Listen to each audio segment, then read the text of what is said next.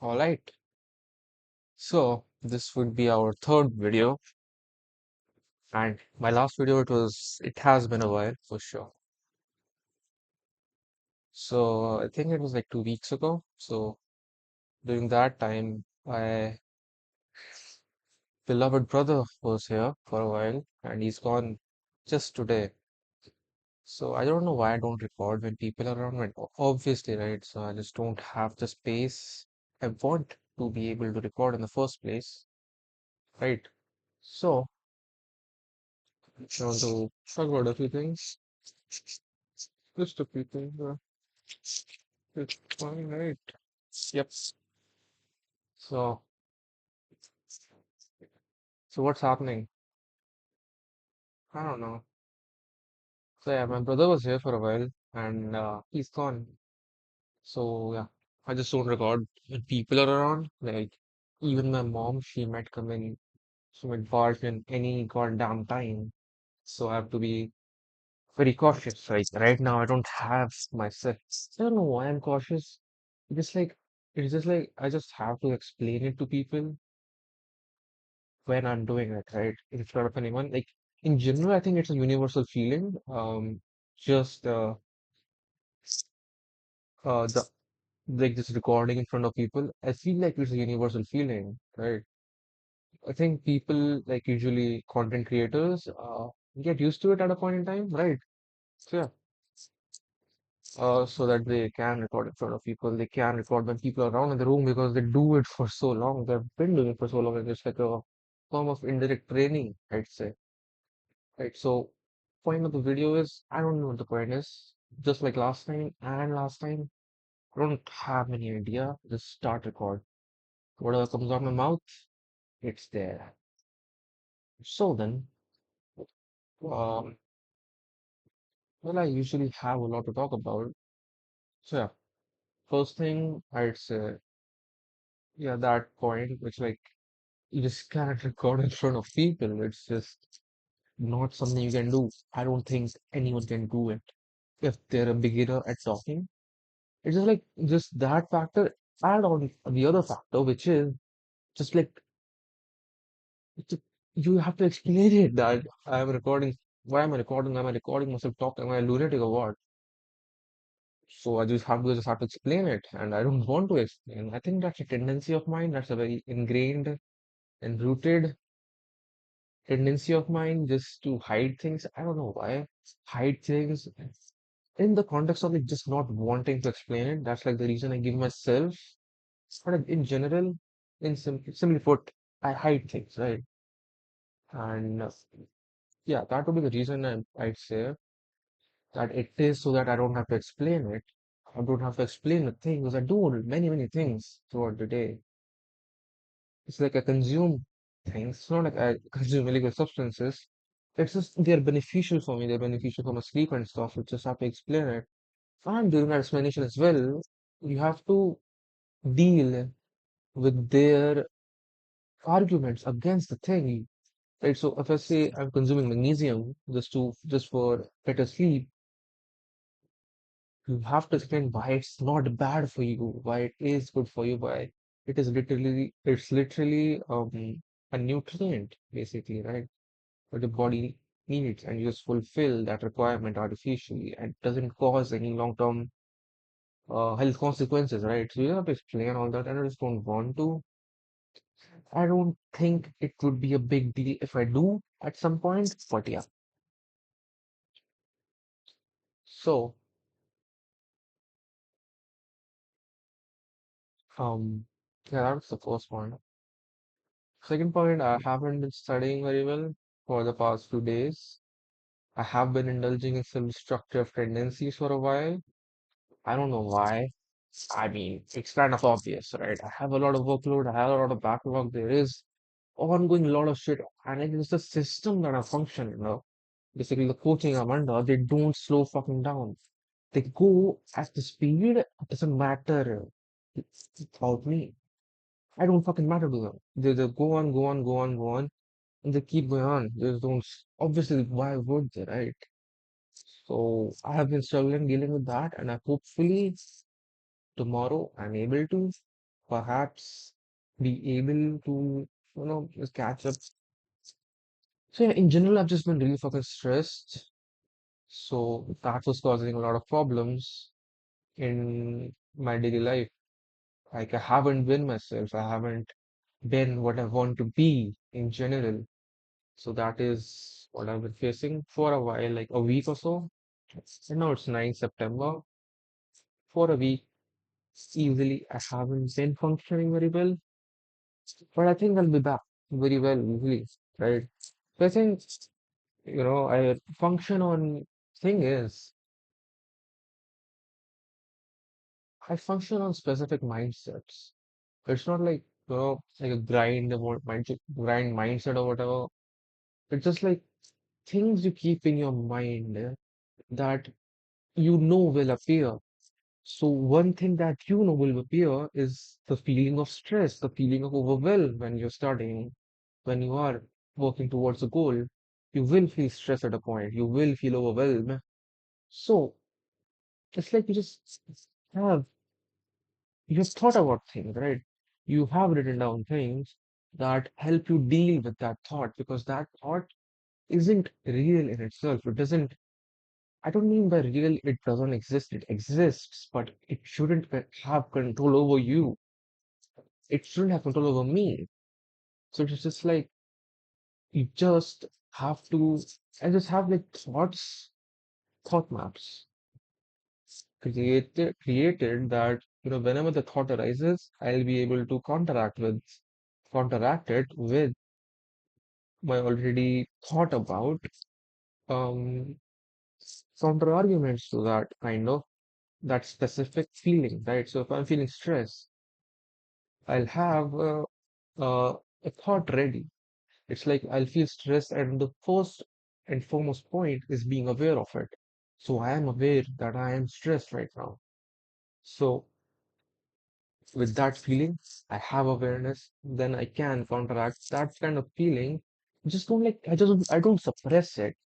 I tell myself rationally, logically that this feeling don't help me right now. This feeling, it is not real. It is just a mental conception that you create in your own head, which literally kind of suppresses your ability to function properly, right?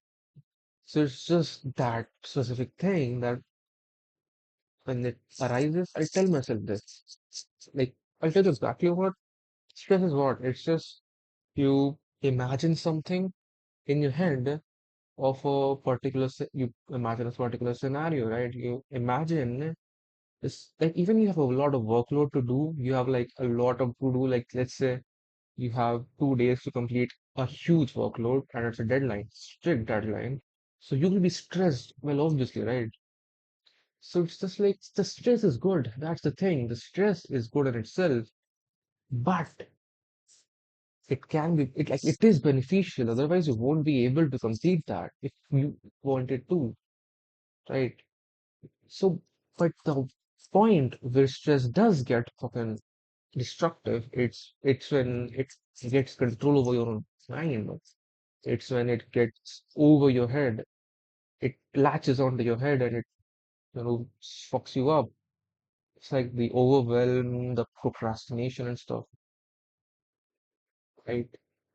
So I think my mom is gonna come in anytime, so I'll just be ready to cut this off for whatever. Right now, I'm going. It's just like um the overwhelm, the procrastination will get kick in. You won't be able to function properly because you'll be telling yourself all these things, I can't do this, I can't do this, I can't do this. It's just a vicious cycle of thought. I can't do this. You cognitively degrade. You expend mental cognitive energy onto it. It's gone then. So, what do you do about it? You tell yourself that, you know, maybe like all the feelings you get, what are they? What are they in reality? What are they actually? If you look at it, like almost everything that, is coming up in your mind, it kind of just is a conception. It is a perception. A thought is a perspective, a thought is a perception that your mind creates towards whatever the future is, whatever the past is. That is literally the almost everything that arises in your mind, be it emotional, be it whatever, future based, fast oriented, whatever. They all are perspectives, they all are perceptions. So you tell yourself this that this isn't real. This might not be real. I'm not telling you a fact. This might not be real. This might be that I can't do this. Probably by the end of the 2 days, I might not be able to do it, but I don't want it to suppress my ability to function. That is the point. I'm just introducing nuance in your own thoughts. That is what I'm introducing right now. So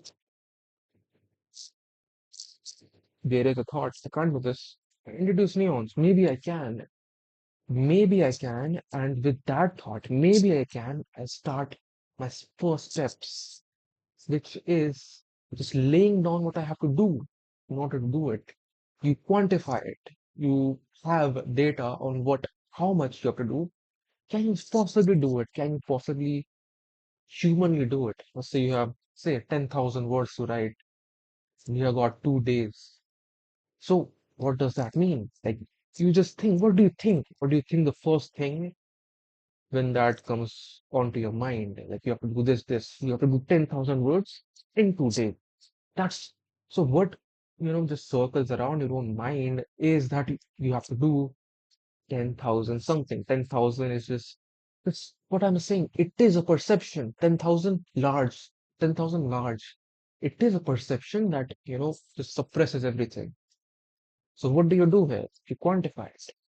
What do I actually have to do? You don't have to do 10,000 words. You just have to do maybe 500 per hour. That's what you actually have to do. Or you could say even 100 for, let's say, 10 minutes. So that's just, you quantify it instead of, just the big thing you imagine. Quantify it. What do I actually have to do? What is my smallest step I can take? And I think this is the most general advice that anyone can give on beating procrastination, but I don't think you can get any better than that, right? So just beat that conception of you have in your head, just quantify it and do your best. It's that's it. So basically, like the quote, like the saying goes, the biggest battle is the one that's in your head. I think that's kind of right, I guess. Biggest battle is the one that's in your head. It isn't like, what the actual battle is, it's just what's going on in your head. If you beat that, you will be at a point where you can actually function, right? So I guess that's all from my side. Um, it has been around 30 minutes. God damn, I yap a lot. So yeah, I can go on for a while, but mom will be here anytime. So, and I hope the microphone was working as well. And I think this will be the last time I have this haircut, the Yee haircut, because tomorrow I guess I'll have it cut. So yeah, have a good look over it. Goes away, and I'll have like a proper cut for it. Proper cut meaning I'll get a proper longer haircut, meaning I'll have it longer on the sides as well, on the back as well. But this part that's so fucking long, I'll just get it cut. Make the middle part also almost equal to the other ones. I just want to try it out. Always like get I get the how do I have a hair in my even though the hair reaches through my fucking mouth. So sometimes my own hair gets in my mouth. It's kind of annoying.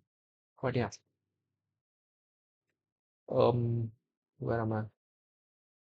Yeah. So yeah. I don't know what I was talking about. I just wanted that haircut for a long time. Like it's been like 3 years since I saw that kind of haircut, like just having normal haircut, but it's longer on the sides as well. because on usually barbers, they just do the generic haircut, the generic Indian haircut, like short on the sides, longer on the middle, and just style it like this or something. Um, it's how it's supposed to be. That's how it was supposed to be, and still is. Because my hair is here, very short here, and so damn long in the middle right now. That's how it's supposed to be, like this. Hairstyle is what it was supposed to be, and I don't think I can manage it, so I just middle part it. But it's a bit more manageable, but it's getting little less manageable with time now because it's way too long. Maybe tomorrow we'll see. Maybe. So I have to sleep. It's now 11:15, and I will go to sleep. And I won't watch the recording because what I did last night was watch the recording again after I recorded it, and I think you know I couldn't sleep after it. I don't know why. Maybe I'll try. Maybe I couldn't sleep after it because I think just watching it again, watching yourself talk, it is a bit. I don't know. I guess very overstimulating or something. It just fires off your systems and stuff. So I couldn't sleep that night. Let's see if this is any different. So then, sayonara, mi amigas.